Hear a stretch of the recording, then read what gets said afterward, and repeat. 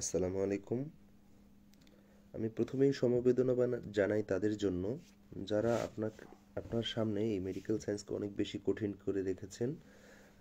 যারা আপনাকে এই বলে আপনার মাথা কান ভারী করে দিয়েছে যে বিসিএসএ মেডিকেল পার্টে আপনাকে পাশ করতে হলে আপনাকে অনেক গভীরে পড়াশোনা করতে হবে, আপনাকে অনেক এক্সপ্লানেশন জানতে হবে, অনেক বই, বড় বড় বই আপনাকে পড়তে হবে। আমি আসলে তাদের জন্য 2 মিনিটের নীরবতা প্রকাশ করছি। এইসব ধারণা যারা পোষণ করেন তারা শুধু এই মেডিকেল সায়েন্সকে আপনার সামনে অনেক বেশি কঠিন করে প্রেজেন্ট করে ফেলেছেন। আসলে ব্যাপারটা তা নয়। আজকে আমরা দেখব আসলে মেডিকেল সায়েন্সে এত কঠিন জিনিস আসে নাকি আপনার মেডিকেল জ্ঞানের সবচেয়ে প্রাথমিক ধাপে যেসব পড়াশোনাগুলো আপনি করেছেন বা যেগুলো একদমই সিম্পল লেভেলের সেসব কোয়েশ্চেনগুলো আসে। আমি ডক্টর সাইদ সুজন 5 মিনিট মেডিকেলের পক্ষ থেকে শুরু করছি।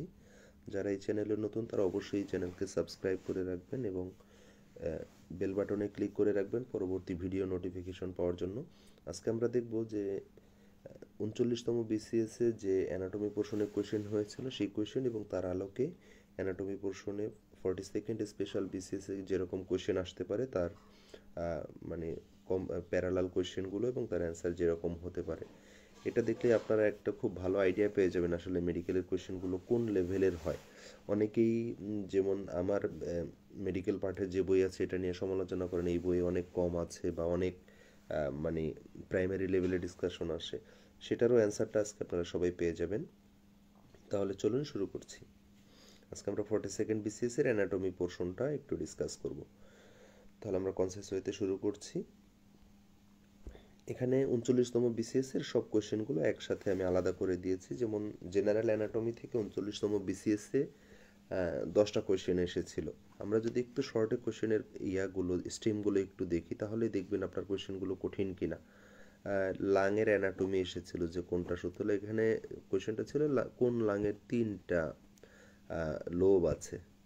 এখানে লেফট লাংয়ে 2টা লোব আছে, এখানে এইটাই অ্যান্সারটা ছিল আর কি। এরকম কোয়েশ্চেন যেটা একদম বেসিক লেভেলের কোয়েশ্চেন। তারপরে কোয়েশ্চেন ছিল যে ডায়াফ্রামের অ্যাওরটিক ওপেনিং দিয়ে কোন স্ট্রাকচার পাস করে। এটাও কোন লেভেলের বেসিক কোয়েশ্চেন, এটা আপনারা নিশ্চয়ই সবাই বুঝতে পারছেন। ব্রেইনের একটা সারফেসের ব্লাড সাপ্লাই, অ্যাকোমোডেশন রিফ্লেক্স আইয়ের ক্ষেত্রে কি চেঞ্জ হয়, অটোনমিক গ্যাংলিয়নগুলো এটা কোন ধরনের, কোলিনার্জিক না অ্যাড্রেনার্জিক, কোলিনার্জিক আপনারা সবাই জানেন। তারপরে এক্সট্রা পিরামিডাল লেশনের সাইন, মেল এক্সটার্নাল জেনিটালিয়া, সবচেয়ে হাস্যকর কোয়েশ্চেন যে মেল এক্সটার্নাল জেনিটালিয়ার নাম কি, ফিমোরাল রিং এর ওখানে কোনটা দিয়ে তৈরি হয়েছে, সুপিরিয়র মেসেন্টেরিক আর্টারি তার মানে মিড গার্ড সাপ্লাই দেয় যে আর্টারি সেটা কতটুকু পার্ট সাপ্লাই দেয়, এবং আসছে রেকটামের সামনে পিছনে কি থাকে এরকম একটা কোয়েশ্চেন, সুপারফিশিয়াল ইঙ্গুইনাল রিংটা কি দিয়া ফর্ম হয়েছে এবং ইউরেটারের সাথে, এটা একটা ক্লিনিক্যাল অ্যানাটমি বা সার্জিক্যাল অ্যানাটমি বলা যায়, তার সাথে কোন আর্টারিটার একটা রিলেশন আছে। জেনারেল অ্যানাটমির এই কোয়েশ্চেন দেখে কি আপনাদের কারো মনে হয়েছে যে এই কোয়েশ্চেনগুলো আসলে নিয়ে কোনো কঠিন কোয়েশ্চেন? আমি গত মেডিসিন পোর্শনের প্রিপারেশন আপনাদের বলেছিলাম এই কোশ্চেনগুলোকেই তারা আপনার সামনে একটু কঠিন করে প্রেজেন্ট করবে এভাবে, যেমন কোশ্চেনের স্টেমগুলো যদি পাশাপাশি থাকে যেমন আপনার বুঝতে একটু কঠিন হতে পারে। তারপরে এই কোশ্চেনটার মধ্যে একটু নট, ফলস, আনলাইকলি এইসব শব্দগুলো ইউজ করে দিয়ে আপনাকে মানে যে কোশ্চেনের স্টেমটা দেওয়া থাকবে সেটা আপনার পড়তে একটু কঠিন মনে হতে পারে বা কোশ্চেনটা ইন্টারপ্রিটেশন করতে একটু কঠিন মনে হতে পারে, কিন্তু ভিতরে যে পড়াশোনাটা এটা একদমই সুপারফিশিয়াল লেভেলের পড়াশোনা। সুতরাং যারা অনেক গভীর লেভেলে চিন্তা ভাবনা করতেছেন বা অনেক বেশি ডিসকাশনমূলক পড়াশোনা করতেছেন আসলে তাদের আমার মনে হয় 99% টপিকই জলে যাওয়ার সম্ভাবনা আছে। দেন আমরা হিস্টোলজি পোর্শনে দেখি, সেখান থেকেও প্রায় 10-12টা কোয়েশ্চেন এসেছিল। সেটাকে আমরা একটু ওয়াইজ ভাগ করেছি প্রত্যেকটা টপিক ওয়াইজ। যেমন জেনারেল হিস্টোলজি থেকে বা সেল হিস্টোলজি থেকে কোয়েশ্চেন আসছিল মাইটোকন্ড্রিয়ার ফাংশন, এটা একদমই এমবিবিএস এর ফার্স্ট ইয়ারের প্রথম 1 মাসের পড়াশোনা। এপিথেলিয়াল টিস্যু থেকে বেশ কয়েকটা কোয়েশ্চেন আসছে, আপনারা দেখেন যে এপিথেলিয়াল টিস্যুর ফাংশন 9 কোনটা এটা আসছিল, লাং এপিথেলিয়াম মানে lining epithelium of urinary bladder, transitional epithelium এটা এসেছিল। আর একটা এসেছিল যে সিম্পল স্কোমাস এপিথেলিয়াম কোথায় পাওয়া যায়। সো এটা আপনারা সবাই বুঝতে পারতেছেন কোয়েশ্চেনগুলো কোন লেভেলের। কানেকটিভ টিস্যু থেকে আসছে যে ডার্মিসটা মানে এটা কোন ধরনের টিস্যু, কানেকটিভ টিস্যুর একটা পার্টে এরকম।